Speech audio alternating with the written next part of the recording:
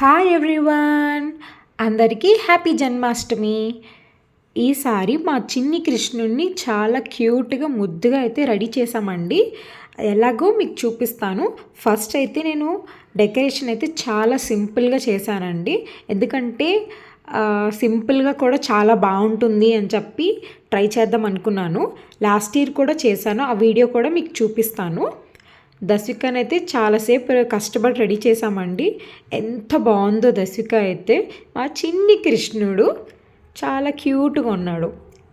Last year చూసారా, నేనైతే కొంచెం హెవీగానే చేశానండి. ఎక్కువ ఫ్లవర్స్ డిజైన్స్తో మొత్తం నీట్గా డెకరేట్ చేసి కృష్ణుడిని పెట్టి మొత్తం అన్నీ రెడీ చేసాము. దశవిక ఫస్ట్లో అయితే మాకు కోఆపరేట్ చేయలేదు. తర్వాత చాలా క్యూట్గా క్యాప్చర్ చేసుకోవడానికి కొన్ని మెమరీస్ అయితే ఇచ్చింది. చిన్ని కృష్ణుడు ఎంత బాగున్నాడో చూడండి. ముద్దు ముద్దుగా బుడ్డి బుడ్డి పాదాలు వేసుకొని వాళ్ళు ఉంటే ఎంత బాగుంటుందో కదా.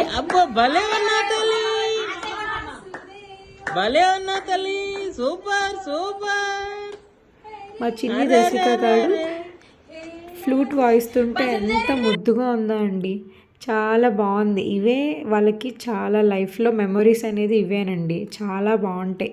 మీరు కూడా తప్పకుండా పిల్లల్ని ఇలాగే రెడీ చేసి కొన్ని పిక్చర్స్ అయితే తీసుకోండి, చాలా బాగుంటుంది.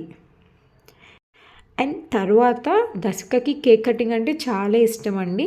సో అందుకని చెప్పి లిటిల్ కృష్ణ అని చెప్పి ఆ కేక్ మీద రాపిచ్చాము. దశిక చాలా హ్యాపీ అయితే ఫీల్ అయింది.